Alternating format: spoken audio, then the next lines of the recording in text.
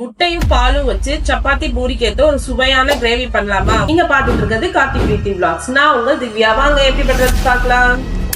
ஒரு 4 முட்டையை பாயில் பண்ணி எடுத்துக்கலாம். முட்டை பாயில் ஆயிட்டு இருக்கு. ஒரு மிக்சி ஜார்ல இஞ்சி, பூண்டு, ஒரு 4-5 முந்திரி பருப்பு, காரத்துக்கு தேவையான அளவு பச்சை மிளகா, கொஞ்சமா கொத்தமல்லி, ஒரு 3 பெரிய வெங்காயம். இது ஒரு நைஸ் பேஸ்டா அரைச்சிக்கலாம். கடாய் காஞ்சதுக்கு அப்புறமா ஒரு 2 ஸ்பூன் ஆயில் ஆட் பண்ணிக்கலாம். எண்ணெய் காஞ்சிருச்சு. இப்போ நம்ம அரைச்சு வச்ச பேஸ்ட் இதுல ஆட் பண்ணி இந்த டிஷ் வந்து சப்பாத்தி பூரி எல்லாத்துக்கும் செம்ம டேஸ்டா இருக்கும். பேஸ்ட் நல்லா வதங்கணும், அப்பதான் அதோட டேஸ்டும் நல்லா இருக்கும், பச்சை ஸ்மெல் இருக்காது. டிஷ்ஷுக்கு தேவையான உப்பை இதுல ஆட் பண்ணிக்கலாம். ஒரு 1/2 ஸ்பூன் கரம் மசாலா, ஒரு 1/2 ஸ்பூன் பெப்பர்.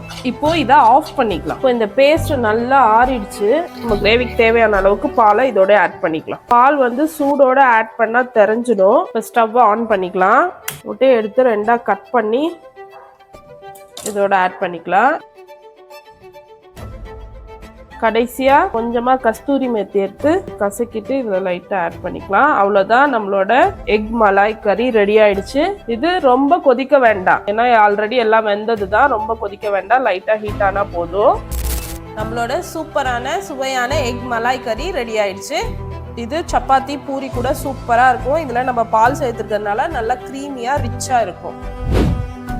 இந்த வீடியோ பிடிச்சிருந்துச்சுன்னா மறக்காம கார்த்தி பிரீத்தி விலாக்ஸை சப்ஸ்கிரைப் பண்ணிக்கோங்க. பாய்.